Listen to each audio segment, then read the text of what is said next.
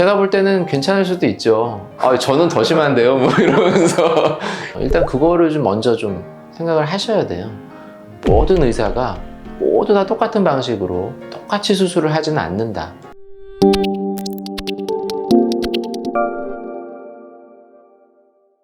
안녕하세요. 상담 오선생의 오선생입니다.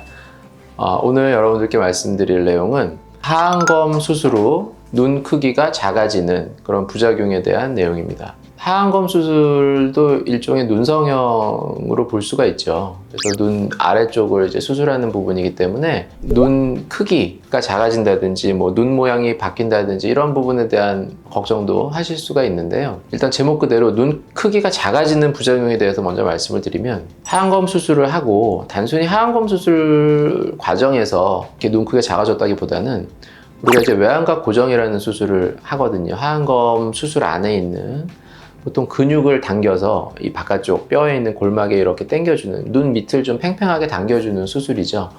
그 수술을 하는 과정에 있어서 이게 이제 눈꼬리가 올라가고 눈 크기가 작아졌다고 말씀하시는 분들이 좀 있으세요. 그러니까 이거를 수술을 할 때 외안각 고정이라는 게 이렇게 좀 여러 가지 방법이 있어요.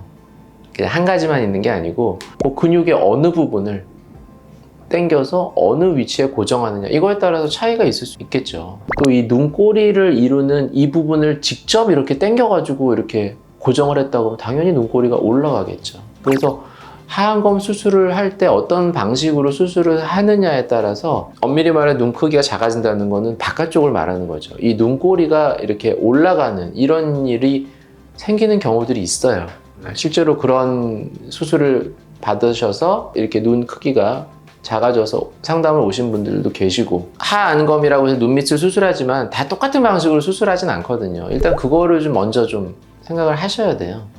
모든 의사가 모두 다 똑같은 방식으로 똑같이 수술을 하지는 않는다. 수술하시는 부분마다 다르고, 내가 하안검 수술을 할 때 눈밑 지방 재배치도 하고 외안각 고정도 하고 뭐 피부도 자르고 다 한다고 나도 그렇게 하고 나도 그렇게 하고 나도 그렇게 한다고 해도 달라요. 눈밑 지방 재배치를 하는 방식이 조금씩 다를 수가 있죠. 어느 만큼 인대를 풀고 어느 만큼 지방을 남기고 어느 만큼 내리고 어느 부분에 고정을 하고, 이건 사람마다 다 다르겠죠. 물론 이 지방을 내가 뭐 5군데 고정한다고 해도 그 5군데가 저마다 다를 수가 있는 거죠. 그 같은 이름의 수술을 한다고 해도 수술이 다를 수 있다는 거를 조금 생각을 하셔야 돼요. 그래서 뭐 막 이렇게 이런 영상도 찾아보시고 상담도 다니시고 하는 거 아니에요? 다 다르다. 그러니까 하안검을 한다고 해서 무조건 이런 뭐 눈 크기가 작아진다 이런 뜻이 아니고, 어떤 방식의 하안검을 할 때는 진짜 눈 크기가 작아져서 오시는 분들도 계시더라, 이런 얘기고요. 그것은 주로 이제 눈꼬리 쪽에 해당이 돼요. 특히 이제 안검 외반이라고 해서 이렇게 뒤집어지는 걸 막기 위해서 굉장히 눈꼬리 쪽에 이제 많이 강화를 하고 튼튼하게 하고 당겨주고 이런 방법들을 많이 사용을 하는데, 그걸 사용하는 과정에 있어서 이 눈꼬리의 위치가 바뀌게 이렇게 하다 보면 당연히 눈 모양이 달라지죠. 눈매가. 그런 부분은 조금 수술을 할 때 신경을 써야 되겠죠. 뭐 눈꼬리가 바뀌지 않게 이렇게 수술을 하면 눈 크기가 작아지기는 사실 쉽지 않아요. 하안검은 오히려 밑으로 당겨지는 안검 외반에 의해서 눈꼬리가 내려가게 되기가 훨씬 쉽죠. 그렇게 되는 거를 막는 게 막기 위해서 더 노력을 하는 수술이죠. 올라가는 일이 잘 생기는 수술이 아니고요.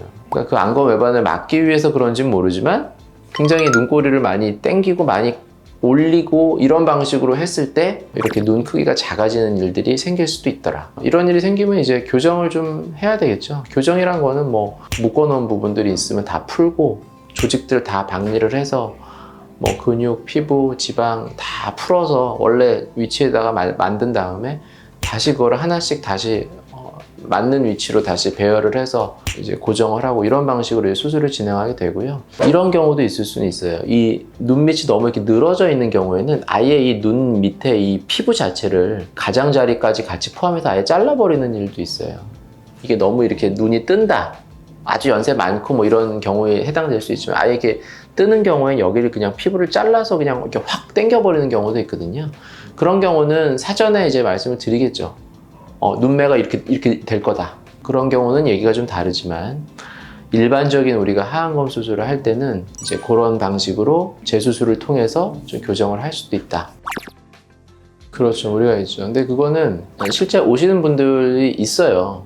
제가 이제 그냥 사례들을 말씀을 드리는 건데, 눈매가 올라갔고 애교살이 사라졌고 뭐 이런 부분들 때문에 너무 내가 모습이 너무 싫다 뭐 이러면서 옛날 모습을 찾고 싶다 이렇게 오시는 분들이 진짜 있어요. 처짐이 많지는 않아요. 진짜로 처짐이 많지 않고 눈밑도 많이 불룩하지도 않고. 그러면 이제 조금 이제 설명을 좀 드리고, 지금 너무 피부가 여유가 많지 않고 얼마 안 되셨으니까 일단 조금 지켜보시라, 그리고 이렇게 마사지를 좀 하고 이러면서 좀 지켜보시라 그러고, 사실 눈꼬리는 나이가 들수록 점점 좀 떨어지게 돼 있어요.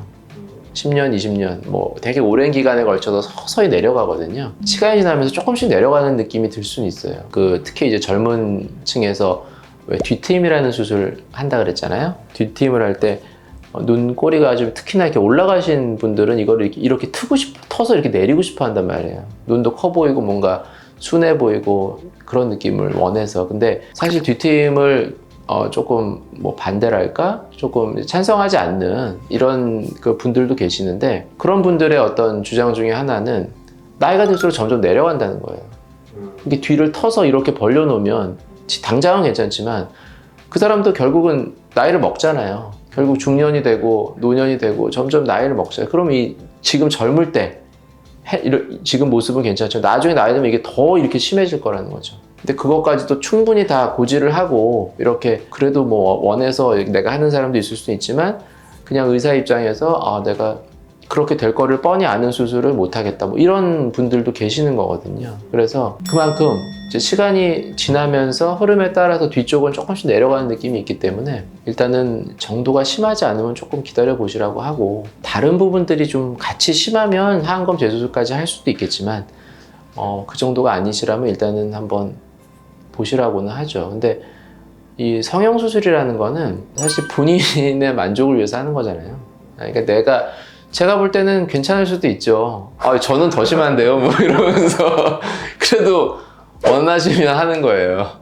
대신 지금 심하지 않기 때문에 여기서 요만큼만 좋아지는데 그래도 하시겠어요? 그래서 난 그것만 해도 좋다고 이러면 하시는 거니까 좀 차이가 있을 수 있죠. 네, 지금까지 하안검 수술 후 눈 크기가 작아지는 부작용에 대한 내용에 대해서 말씀드렸습니다. 궁금하신 점 있으시면 댓글로 남겨주시면 제가 답변 달아드리도록 하겠습니다. 지금까지 상담 오선생의 오선생이었습니다. 감사합니다.